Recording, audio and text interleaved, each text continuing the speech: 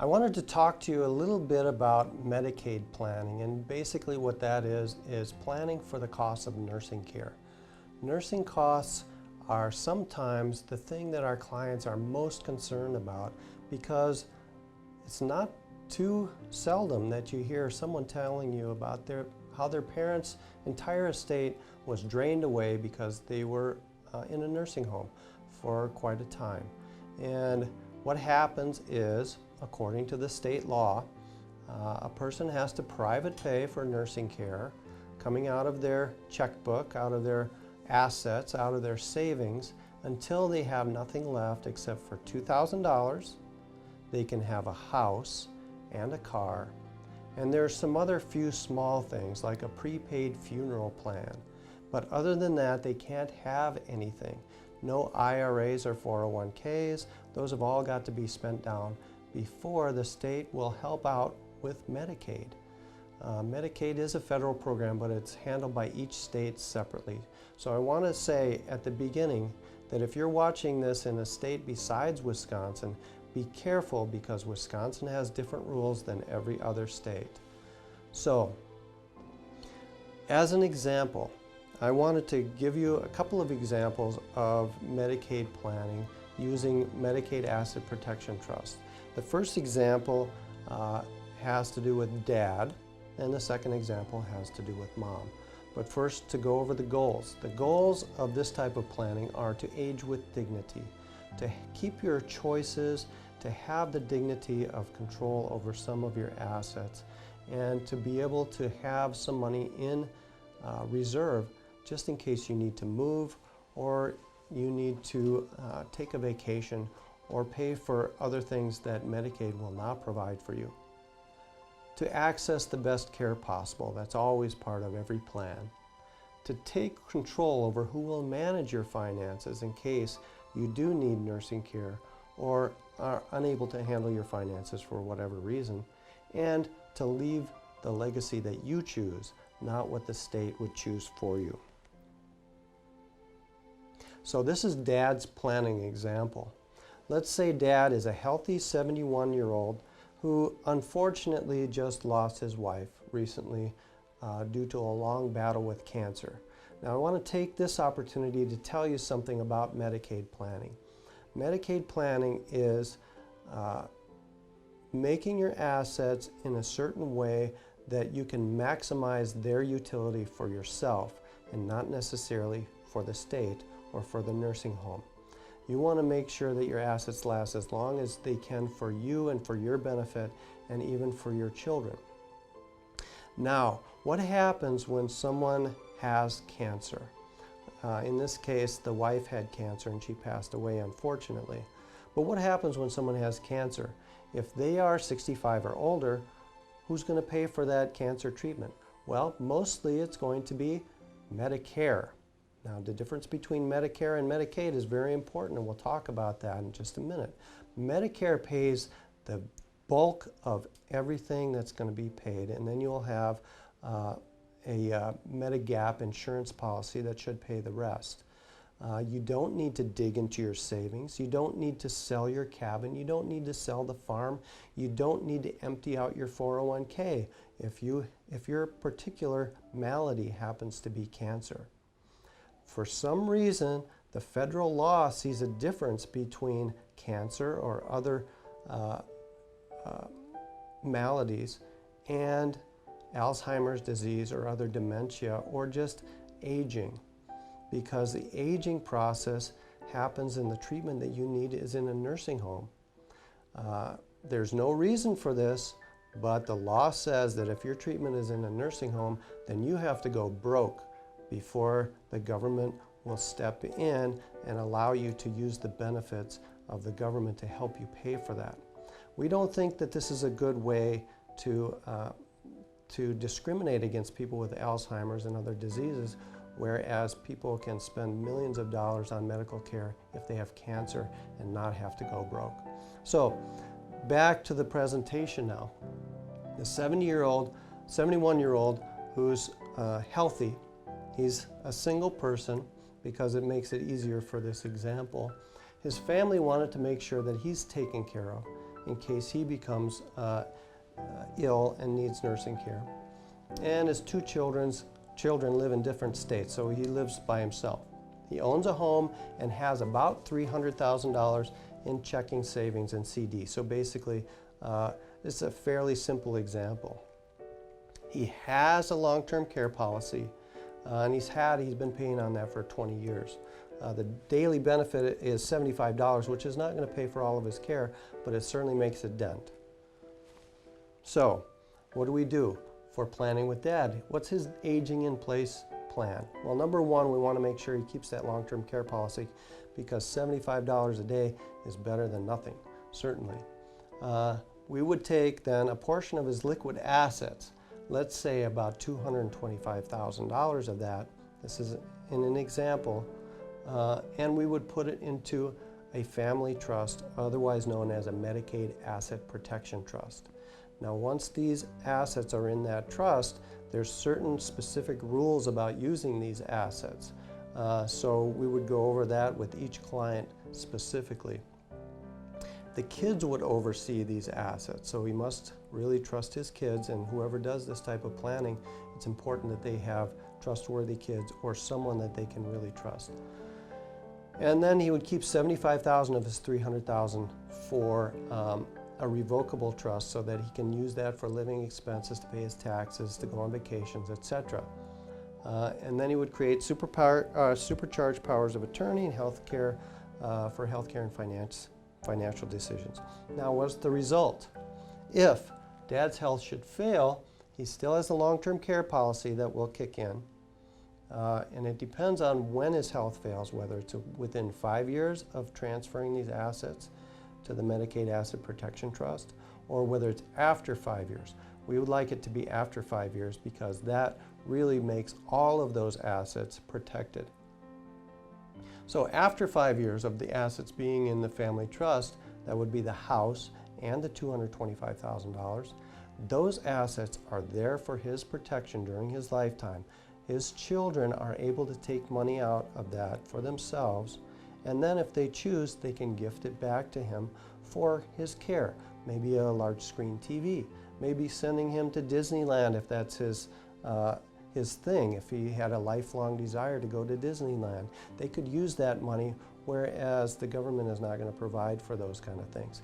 If he needs to uproot from Wisconsin and move to California, if he has nothing left in the bank except for $2,000, he's not going to be able to make that move. So these assets that are in this trust for his benefit, that his children can manage in the way that they see fit, is going to be a real big boon for him. So if he becomes unable to make decisions for himself, his agents then, his children probably, are going to be the agents that are named to make those decisions for him. Now, if he had done nothing, this is what would happen. His home he would be able to keep it during his lifetime, but if he received benefits through Medicaid, the state would come after that home and put a lien on it and get the home back after he had passed away. His $300,000 minus $2,000 that he gets to keep in his bank account would then have to be used for the nursing home payments during his lifetime, before he was eligible for the government programs. If he didn't have a proper financial power of attorney and a health care power of attorney, it might be that actually some of those assets would need to go into the probate court, or to pay for an attorney to get him a guardian appointed, so that someone could do the things that a healthcare agent or a financial agent could do. So the funds available for his children to make sure that he had access to the things he needed would not be there. So I like this better. I like pictures. So this is a picture way of looking at Dad's assets. He has the $300,000 nest egg plus a house. With the planning ahead formula, he puts $225,000 plus a house in a Medicaid Asset Protection Trust. He keeps $75,000 in a revocable trust for everyday living expenses, etc. And this is only for emergencies, and it's controlled by his kids, completely controlled by his kids now. So after 5 years passes, what happens? Well, the $75,000 that's in his revocable living trust would go to pay for his nursing home care. Once that is drained down to $2,000, he would go on the Medicaid program that would pay for his nursing care. Then this long line here is when he passes away. So upon his passing, the money goes through and his children get it in inheritance. In the meantime, while he's still alive, the money can be used for vacations, large screen TVs, anything that he needs. A foot massage every day, back massages, having his nails done. Women like that usually more than men do, but those kind of things. So this is the failure to plan scenario. This person did not come to us in this case. The $300,000 plus the nest egg, well, the $300,000 could be used for nursing home care, depending on how long he stayed in the nursing home. And if he was in the nursing home long enough, it would just drain down and the nest egg is consumed. In the end, his home then would be, the lien would go on the home from the state, and they would take that as well if he used beyond that $300,000 for his care. In the end, nothing is left for the kids. Also, Dad, during his stay in the nursing home, did not have that large amount for his kids to manage that they could choose to use for his benefit if they wanted. So this is just a little bit about what the resulting plan would look like. For married couples, it's going to be different because you generally got a community spouse, which is the person who's not in the nursing home, and you have the nursing home spouse, the person who is in the nursing home. So this is Mom's crisis planning situation. Mom is also a widow, and she scrimped and saved all her life to have $300,000, similar to Dad. And now she wants her children to get an inheritance, but she needs to have nursing care right away. In Dad's situation, he was healthy. We figured he had probably 5 good years. There wasn't any reason to think that he wouldn't outside of nursing care. With Mom, she needs care right away, and that's the difference between the two scenarios. So what do? How can we save some of her assets so that she has security that her kids can have access to during her nursing home stay, and possibly have her kids inherit something that's left over? So the plan involves a partial gift to the children or to the Medicaid Asset Protection Trust, and also an annuity. Now, the annuity has to be a special Medicaid compliant annuity that complies with all of the rules that the Medicaid program has set up. It's a short-term annuity, and it pays the nursing home expenses through the penalty period, which we'll talk about. So, with the planning ahead, we have the $300,000 nest egg. We put $130,000 of that, as an example, into this annuity. Now that's the money that we're going to lose. At this point, we're not able to save all of these assets. And then the other part, the $170,000 part, we put into the Medicaid Asset Protection Trust for the kids to control.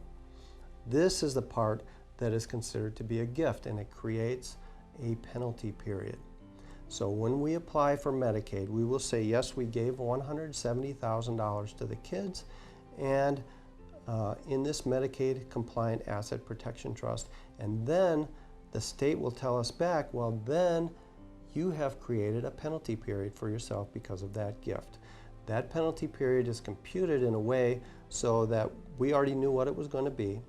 We put the $130,000 into the annuity, and that is what's going to pay us through this penalty period. So as soon as the money in the annuity runs out, then the penalty period is over, and there's still $170,000 left in the trust for the kids. Mom is now on Medicaid, who is paying for her nursing care, and we've lost $130,000, but we've saved $170,000 in that particular circumstance. The failure to plan, of course, with the mother looks a lot like a failure to plan for dad. $300,000 goes to nursing costs, and then the home can be also taken after mom passes away. The kids don't get anything in the end, and there's no security for mom really after her cash runs out. So that's just a little bit of a primer about the ways that you can plan for possible nursing expenses. We would love to talk with you if you have concerns about yourself or your parents and losing assets due to the Medicaid scheme in Wisconsin. Please give us a call, 608-268-5751. We'd love to hear from you.